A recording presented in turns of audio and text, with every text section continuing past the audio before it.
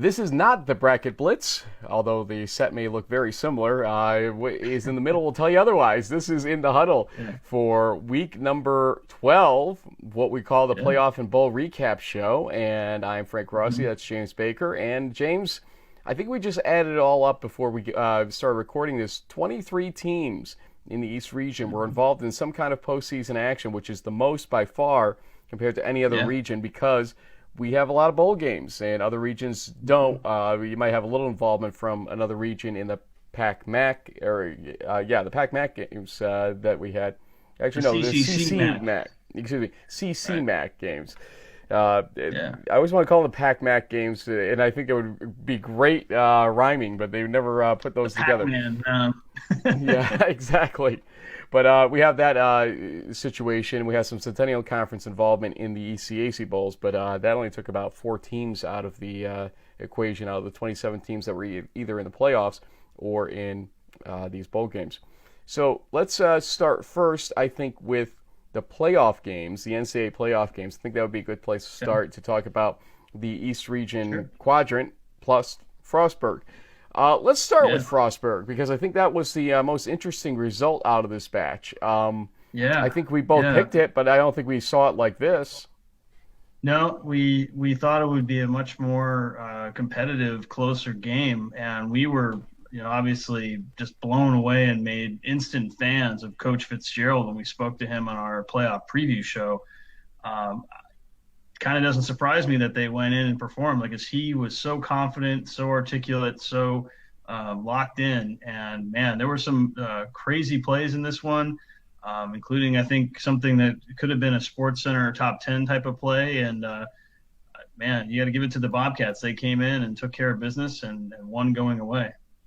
I think you're talking about what was a fourth and I want to say 14 punt fake that Yeah, the punter rolled to the right side and had a good convoy of guys in front of him to provide blocks. Not only did they get the first down, they got 93 yards and the yeah, touchdown on that play. Only up by 2 touchdowns with some time to go in that game.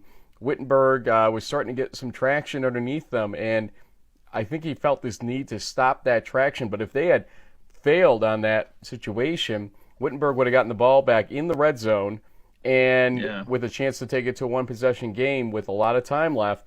It was a Mm-hmm. huge Mike Cragg-esque Riverboat Gambler moment there, I Yeah, thought of it. sure was. It was. And Yeah, it they was. converted it. They got it. Yeah. Yeah, it was really a gutsy call, and it really took the wind out of the sails of the Tigers that had sort of battled back. They were kind of struggling the whole game, and it was 21-7, I believe. And yeah, if it did fail, it could have ended up being a 14-point swing. But what a great play call at the right time, and just really well done by the Bobcats, who now I believe will be facing Washington and off against Jefferson. Washington and Jefferson, who had a kind of a close call of their own. So, Yeah, yeah, close call. Let's call it a crossbar moment. Yeah, where yeah, with the doink. yeah, the field goal from 46 yards out that I didn't think they were really going to kick. I thought that was going to be a fake. We were talking about it during the Blitz show there, Yeah, the Bracket Blitz. And they kicked it, and that thing looked like it was a dying quail as it was going down and, knuckling over itself. And it somehow hits the crossbar and goes in. yeah, literally like the middle crossbar, not on the sides. It was literally just came and went doink and just made it And more over. often, more often than not, because of the way the ball, goes like this as it's going toward it, Could have gone you'll, ricocheted yeah. the other way. Yeah, So it he was. was lucky it went that way, and it was Yeah, good. And so Washington Jefferson hosts Franklin Marshall. No, they played another game. Frostburg State. I had the first 2 letters right in my head. It's been a yeah, long weekend, folks. A lot of teams going through my head right now. So yeah, we'll see how that one goes. Let's go to the actual East quadrant now. Delaware Valley versus Western New England.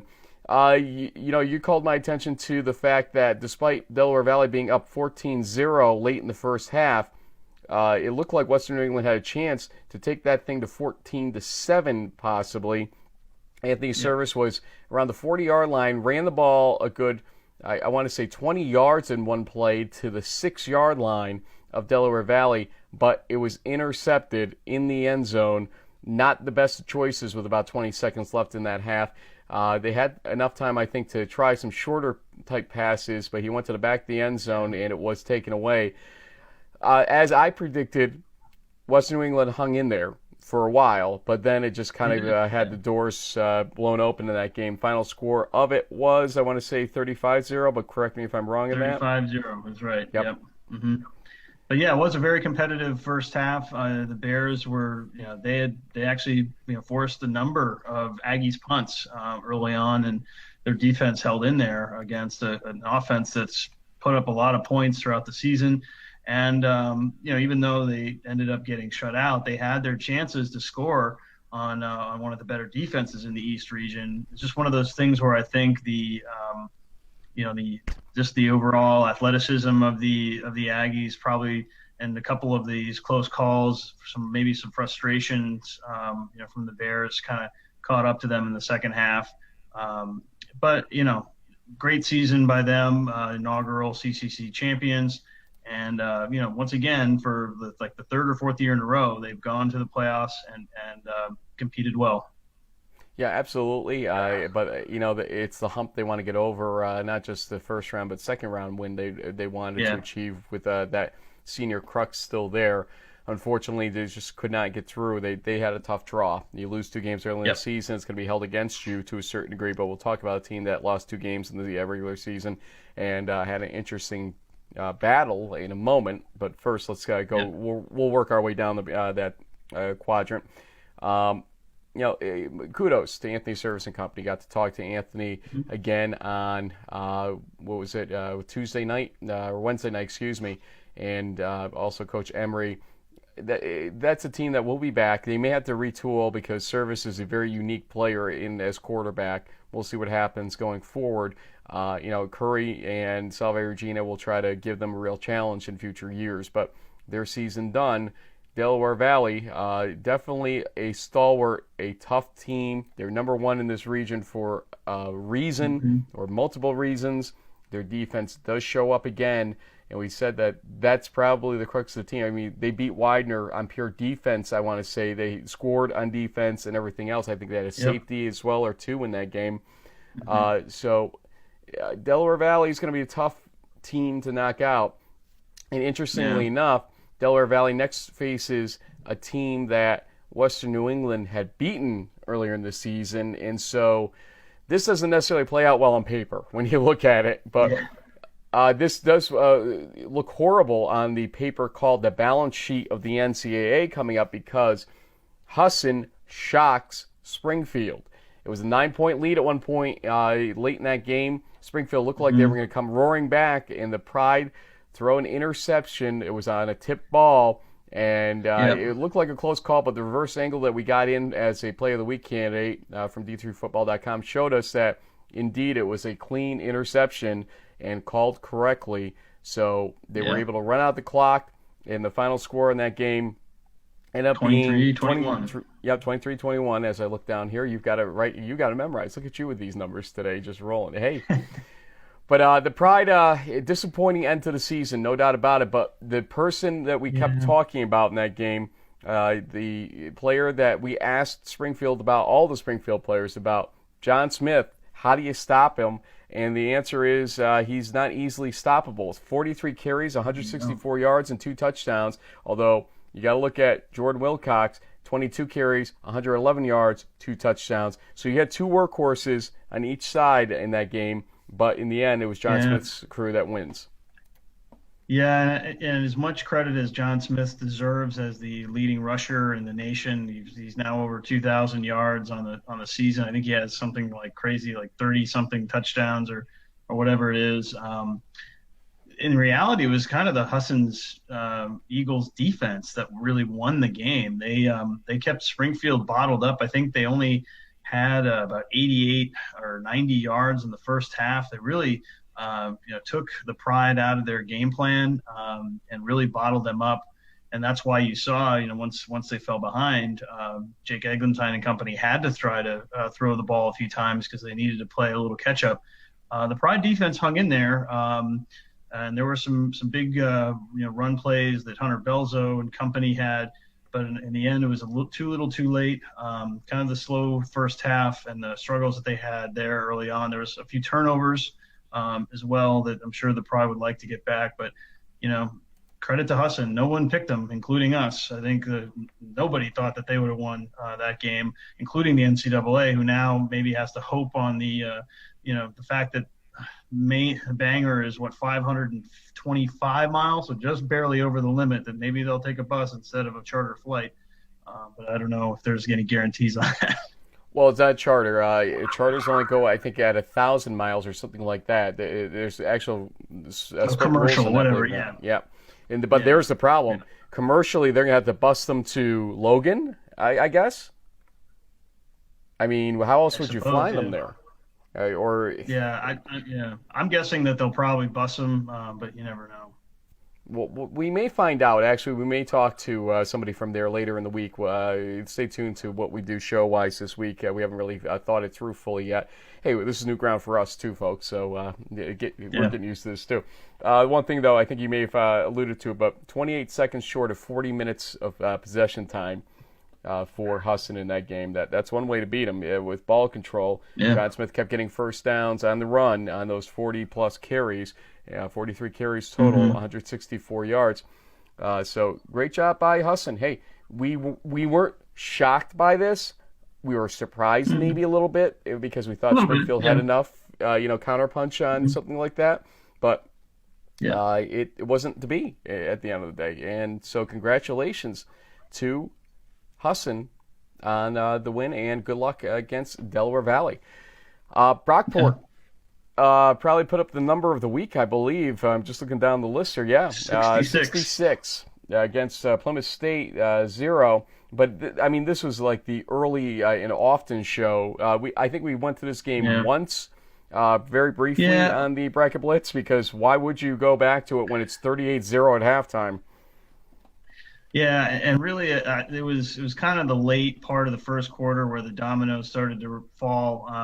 Actually, Plymouth State held off Brockport from their goal line on a couple of times early in the game. I think there was a field goal that they settled on, and then there was one time where the Panthers defense stuffed them at like the 4 or 5 yard line.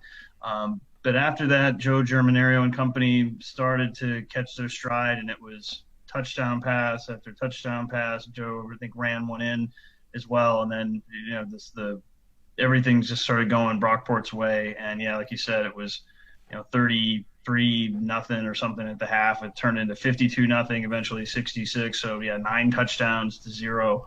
An impressive performance for Brockport. I'm sure the Panthers feel like they didn't play their best game, but I think in general we saw the MASCAC struggled a little bit here and there in the season, but still a good run for the Mountain Men, and good thing to learn from and to work on going forward. Yeah, absolutely. I'm just looking at these yardages. It literally was 6-1, 626 to 104 in favor of Brockport.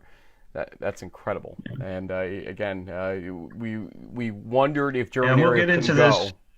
I was just going to say, we wonder if Germinario couldn't go in that game, if the defense would be able to, keep them afloat enough to win that game. The answer is, they probably could have ultimately. But Germinario is nice to have when you need him, and that was a situation where he got his stride back. And as I think Keith McMillan alluded to this in the Around the Nation podcast earlier today that I listened to, his passes may not have been very crisp, but his receivers were going up there and getting him. And so it's good to get that confidence rebuilt after missing a game and after that injury, and also to know that your receivers are going to be able to make you even look better than you are at that point in time, probably. So congratulations to Brockport on that.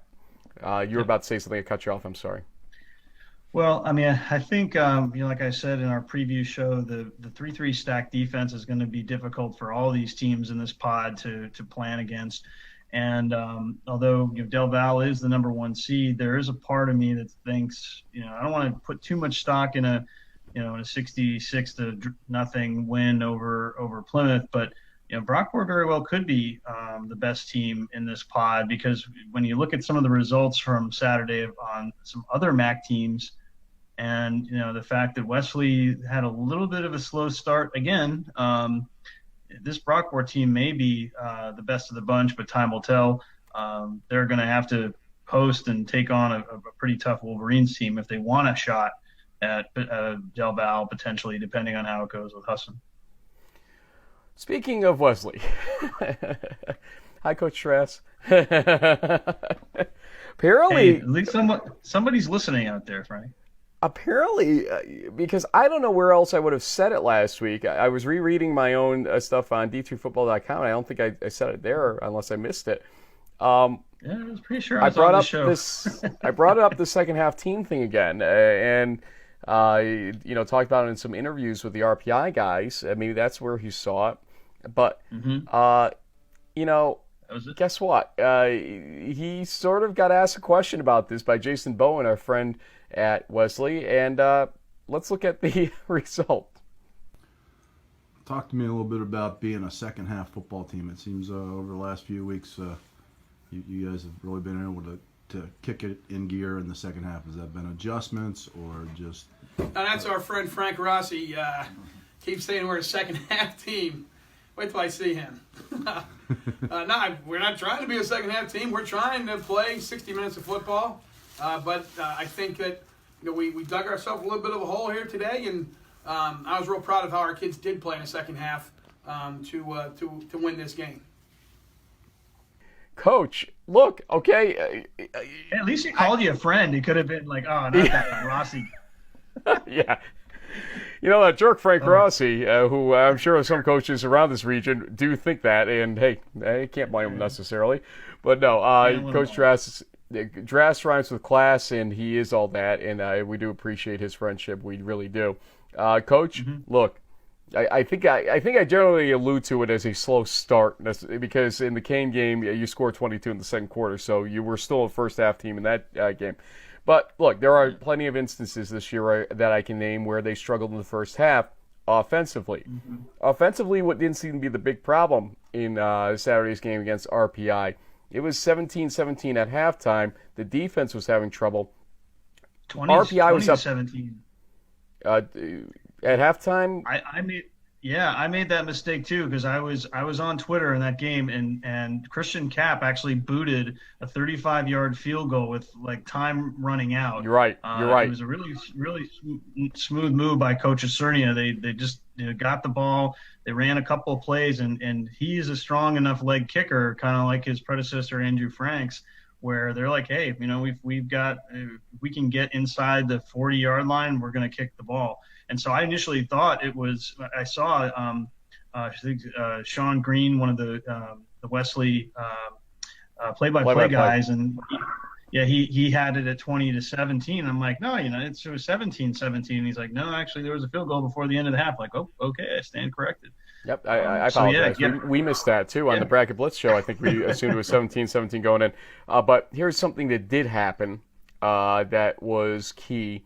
RPI had a 17-10 lead, got the ball back, and drove to the 20-yard line, or they're right inside the 20-yard line. Mm-hmm. Yeah, this was a big play in the game. They threw the interception at the 1-yard line, returned back nearly to 20, I think it was. And that was a turnaround because that was a 17-10 RPI. Now, if they'd gone in, it was 23, 24-10, or even 20-10. And they turn around, does Wesley, and score with 22 seconds left to tie it. In a diving attempt for the end zone, Alex Kemp got there in a pass from Burrows. So, okay, it wasn't 17-17 at halftime. I stand corrected. See that, Coach? I'm not right all the time. I'm right about 5% of the time, in fact. But the point being this, that was a huge turnaround scenario because the defense, if they allowed a 20th point plus in that first half, that would have been tough to come back from. And this was my point of talking about early start or late start situations for Wesley this season. Honestly, when you get into the playoffs, and I think I said this, it gets tougher and tougher to come back from them. And in this case, it took them till the fourth quarter again, a la Montclair, to really turn on the Jets offensively to do it, but also defensively to keep RPI from scoring again. So, look, here's what it's coming down to for Wesley. They're not seeming to be able to get the offense and defense coordinated in the first half as much as they need to be. And if they can get those two parts of their game, good point. They can get the two parts of their game coordinated to start and finish on the same pace, which is a very good pace. We know this team to a certain degree. Yeah. Watch out. Yeah, but one of the things they've shown throughout the entire season is that they can finish. They're about as good of a closer football program that's out there. Maybe they get off to a couple of slow starts like you mentioned, but one of the things that I've seen all year is that when it comes down to either a win or loss situation, at least the last 10 games, and even in that game against Del Val, if they had another 3 or 4 minutes, they probably would have won that game too. So they know how to kind of pour it on late and to close out games, either whether defensively or just to put teams away while they're on offense. So, and that's kind of what they're going to need to do against a Brockport team that we've seen can put up a lot of points. On 66 is probably that's not going to happen to a Wesley team, but something in the 30s is possible. So Wesley is going to need to be able to have, one of those potentially game-winning drives set up for down late, because that's very well where this one could be headed. Yardage-wise, a little deceiving, I want to say. Wesley led that 566 to 317. Want to give credit, though. Despite 5 sacks that he took, George Marinopoulos, who we interviewed last week, 21 for 36, 227 yards, 2 touchdowns, 2 interceptions. But he had such good pocket presence in that game. The ability to stand there and take the licks, but at the same time deliver the passes. He had a reasonable amount of time thanks to the offensive line, but as a freshman, with that size coming at you in that game, especially with the 5 sacks, he did a great job. There is no doubt, and this is a very bright future RPI has at quarterback right now with George Marinopoulos. Congratulations to them on a great season. I know I said it in an email today to our friend Kevin Beatty that moral victories are tough to swallow at the end of the day, but at the same time, they need to be proud of what they did this year. I know the seniors don't get another chance, but Hobart, a number of years ago, 6 years ago, was it, faced Wesley and represented the Liberty League well. RPI does the same. Yeah, Hobart lost that game basically because they couldn't kick field goals or extra points. But it was a 35-28 loss to them, and it kind of started that run that we saw, with the class that had Ali Marpet and Tyree Coleman and company. But now you have a much more fully stacked Liberty League than you had a couple of years ago. So there was 4 teams in the conference now that had 7 or more wins. So good on the league. They're doing well, and certainly showing that they're just as competitive as the Empire 8 and the NJAC, overall. And so I think that's a good look for the Liberty League. Hopefully, that will continue. James, one thing I want to back up here. Literally, as we're recording this, I received this, and because we won't be presenting this until later on after it's released, I want to mention it now. I'll go through the East Region guys that are on it. It is on D3Football.com. Matt Gano of Wesley. He is an offensive tackle, senior. And there are some linemen definitely across the board that I heard were nominated at the very least. So it's good to see some representation of the big uglies, as they say. Sorry about having the phone in the shot, guys. But John Smith is there, Husson, senior running back from Fayetteville, Georgia. Jordan Wilcox, senior fullback from Springfield. And let's see here. I think that is it for East Region guys. So we got 3 East Region guys represented. Wesley broke the East Region jinx with Joe Callahan a little while ago, a couple years ago, but no other East Region team really has. Matt Hoffman, I think, was the only other finalist in the last 6 years or 7 years of this. Finalists was the last 6 or 7 years. They used to have finalists by region back when. Right. Now it's no longer that. It's just top 4 vote getters will be taken to Salem. Hoffman was the only other one that I can think of in the last years. So there's a 3 in 10 chance here that we may see an East Region guy be taken, although it's interesting to see John Smith and Jordan Wilcox Will they siphon off each other's votes as running backs from East Region schools that just played each other? And that's an interesting question. But we'll see how it works. Let's talk about the bowls. And let's start with the New York State Bowl. Cortland Union. This one seemed to be going off the rails at one point. Cortland was even scoring on lucky moments, like a blocked field goal opportunity that they collected behind the line of scrimmage and had a rugby scrum push into the end zone for the touchdown. They were up 28-7 at one point in that game. Ended up being, I think, 28-21 on the final, if memory serves correctly. No, it was 35-28. It was actually 35-28. And it was frustrating for me, Frank, because I couldn't find the feed for this game on the Union website. It wasn't linked on d3football.com. Probably wasn't. I don't know if it wasn't provided. I wasn't sure. I basically kept up with it on social media, and I saw it was actually, I think it was 28-7 or something like that at halftime. I'm like, oh man, Union just having a rough go. And then all of a sudden you see they kept scoring, and all of a sudden it was a close game. And you have to give credit to Coach Behrman and company for fighting back when they were down pretty big at the half. They could have mailed it in, but they fought and almost came back. So, still losing the last 3 games of the season, not exactly the way you want to wrap things up. But they did accomplish a lot this year. Got back over 500. They knocked off Hobart, which is one of their longtime rivals. They had beaten them in several seasons. So, hey, good season by the Dutchmen. Would have liked them to have come up with that win as a Liberty League guy. But, hey, kudos to Cortland, who needed a win after having a tough go in Cortica. And I should bring up, you're right, it was 35-28. That fumble recovery, they call it in the end, off that block kick. Was 35-14 when it was 28-14.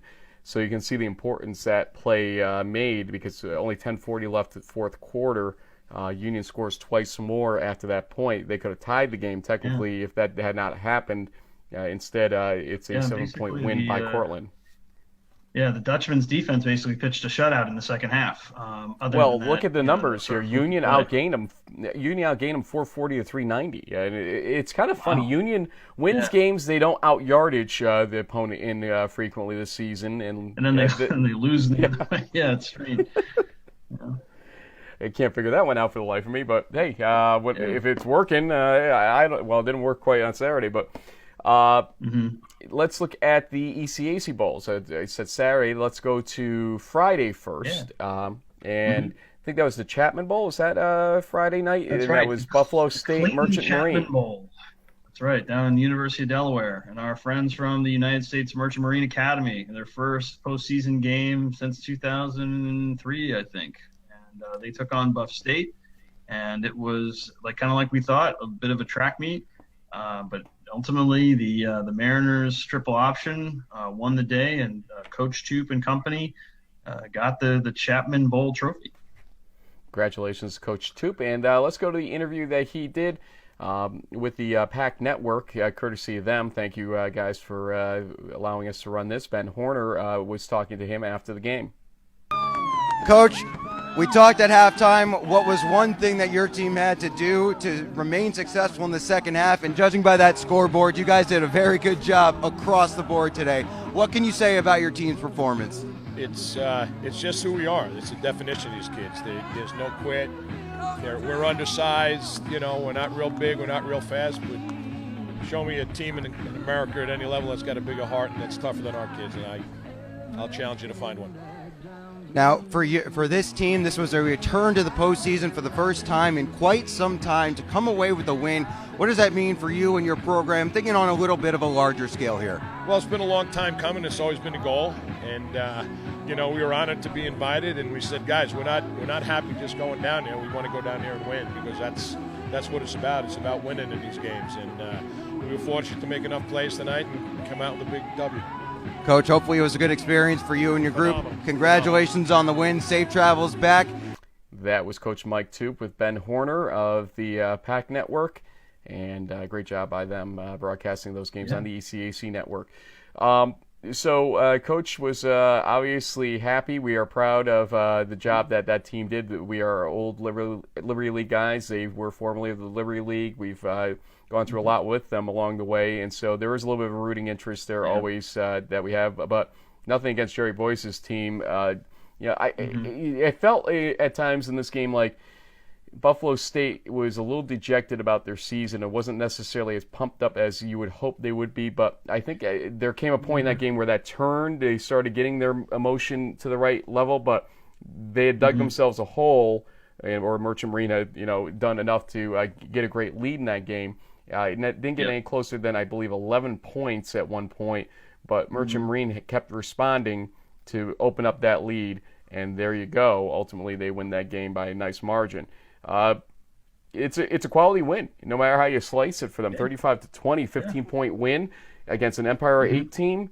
If you said that 5 years ago that would happen to Coach Stoop, he would have laughed at you probably. Not that he didn't believe in his guys, but it's just something that doesn't happen often for a Merchant Marine team, and here you go. Yeah, and a 6-win season as well, which is and two trophies. I mean, they got the Secretary's Cup, which is probably goal number one. You got to beat the Coast Guard. They did that on ESPN, and now here they are and on the PAC network and getting some more hardware. So it's great for that senior class, especially guys like Jake Murphy, who we had on the show, and Bryce Moore and Luke Tiefenthaler, Bobby Hayward, the whole crowd over there at Kings Point. And we wish them all well as they go off and thank them for their football careers, and more importantly, the service that they're going to provide to the United States. And we wish them all well. Then on Saturday, the early game was I believe, Asa Bushnell Bowl. Is that correct?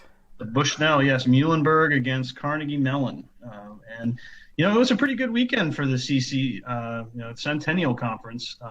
Muhlenberg was at sort of added emotions because of the loss of their head coach and this whole dig in for Duke. He lost his life to I believe bone marrow cancer, and so the Mules, tough year, and they lost a couple close games to their conference rivals. So it was really nice for them to get. It was a pretty commanding 32-6 win over Carnegie Mellon, who was very close to knocking Case Western out of the playoffs.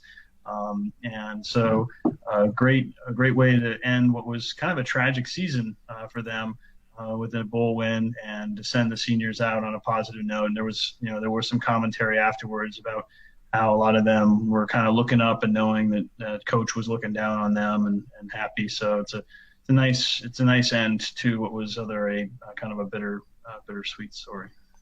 The final score on that game, 32-6 in favor of Muhlenberg. Carnegie Mellon just didn't seem to have that kick, as you were alluding to there. Then the nightcap of Saturday was the Scotty Whitelaw Bowl. I'm sorry. Yeah. It was for those. Yeah, go ahead. I've been watching college football for over 30 years now, Frank, and there were some events in the second half of that game that I have never seen before and probably never will see after. In the course of like about 5 or 10 minutes, you had a coach ejected, 2 players ejected, kickoff from the 10-yard line. I mean, and I meant like from. Maybe you can show the picture that I snapped. Let's do that first. Yep. And as you say that, you posted this picture on Twitter, and I had not followed this game as closely as I wanted to because I was reffing on Saturday night, and so you asked, have you ever seen a kick from this far? And I thought you meant the other 10-yard line. I didn't understand you were asking me if I ever saw a kick from the opponent's 10-yard line, basically. I know, and you being an official. Among other things, I mean, apparently there were 4 personal foul penalties, which resulted in 60. Unsportsmanlike. Unsportsmanlike, sorry. And apparently you can't pick and choose those. I guess they all add up. But the irony is that it kind of ended up back sort of penalizing the kicking team, because you can't recover an onside kick in the end zone, and it has to go 10 yards. It's like, Well, did you see, though, that Salisbury tried to take the – was it Salisbury that tried to take the delay game penalty? Yeah. and Ithaca wouldn't let them. They declined the delay of game penalty. And by doing so, because they were trying to get the ball back to the 15 so that they could do an onside kick, because what do you have to lose on an onside kick at that region of the field? But you have to wait 10 yards to touch it. So follow along here. The normal line of scrimmage or line to kick is the 35. Penalty 1 put it to the 50. Penalty 2 put it to the opposite 35. Penalty 3 took it to the 20. Penalty 4 is now half the distance foul because it's at the 20-yard line. So the ball would have been at the 10-yard line. That's correct. It's correct, but we don't really want it to be after looking at this. Yeah. So then the attempt to take the 5-yard delay game would have put it back to the 15. No, declined. So they kicked it 8 yards, and the line of scrimmage was the 2, essentially, after that, which, okay, at the end of the day, does fine, I guess. But, you want to be able to do the onside kick. They couldn't. That's how wild that whole thing was. It took about 10 minutes to resolve the whole thing. It was a good football game, too, by the way. That Ithaca scored 20 straight to win, if I remember correctly, as Salisbury started hot. And Ithaca did what they did all season. They clawed back, basically. Yeah, and it really punctuates a great year. I mean, I know they lost their first 2 games of the season, but really, I mean, to finish 8-3 with basically a freshman quarterback, a new coaching staff. I mean, they made a real big statement, because that Salisbury team was literally a play or 2 away from knocking off both Wesley and Frostburg, teams that are now in the Sweet 16 of the playoffs. So that's a real quality win for Coach Swanstrom and company. Will probably lead them being the de facto Liberty League favorites going into next season. I do know they're going to graduate a decent number of guys from that defense, so that may impact it. And obviously RPI, acquitted themselves well against Wesley. So it'll be a close, kind of a 1-2 race there. But really impressive finish for Ithaca, especially the way things were kind of getting a little out of control, and wasn't quite sure where things were heading there. But yeah, Ithaca turned on the Jets, and the Bombers took care of business. There are stories that fans may have gotten ejected or almost ejected in that game as well, that things were getting a little bit out of control, even in the stands at certain points, but security took care of it. Good job by University of Delaware staff and security to take things into their hands and control it ultimately, and a good time was had by all, I'm sure, as they say. But no, it was going off the rails, literally, in that case. And whether or not the officials were justified in doing what they did with all those penalties is another question for another day. Bill Ward, I'm sure, in the ECAC reffing front office will, talk to his guys about what they did. I think those officials did a good job. I mean, that game could have really gotten out of control. There was, especially with some of the hits that were going on, and late, after the whistle, eventually they pulled the coaches onto the field. They had a conference, and the coaches came off and had their teams huddle up. So I think, even though things did get a little crazy, things finally calmed down, and they were able to finish the game out in a good fashion. The Lina Bowl was the final bowl of the weekend, and that was on Sunday, final game of the weekend, period, and that was Stevenson-Alfred. And Alfred relied on, I believe, 20 points, was it, in the second quarter? 21 points in the second quarter. They pulled away. 29-16 final Alfred. They moved to 8-3. Stevenson finishes at a very disappointing 6-5 this season. Ultimately, in yardage-wise, it was Alfred 314 to 260. Yep. It was a good game for Malike Fuentes in his final college game. The quarterback, who I believe had been knocked out along with Joe Germinario in the Empire title game, was back. He didn't pass the ball a lot, but he was fairly accurate when he did, and made enough plays. So good win for Alfred, and to finish the season strong.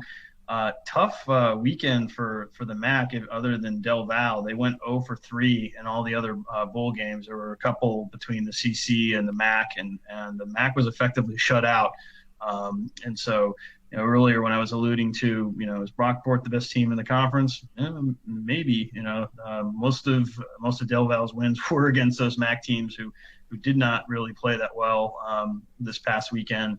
Time will tell, though. Sometimes it's really the head of the class that ultimately decides it. But a little bit of an off year for the MAC, especially Stevenson, 6-5, as you said, after doing so well last year. It's a drop off. I'm sure that they're going to look to turn around in the off season. So JB, this week we're going to have some content. Definitely, we got a couple things that we're working on. We got content. We got 2 more things to cover real quick, Frank. Oh, New England Bowl. What am I doing? Oh, hold on. Yeah.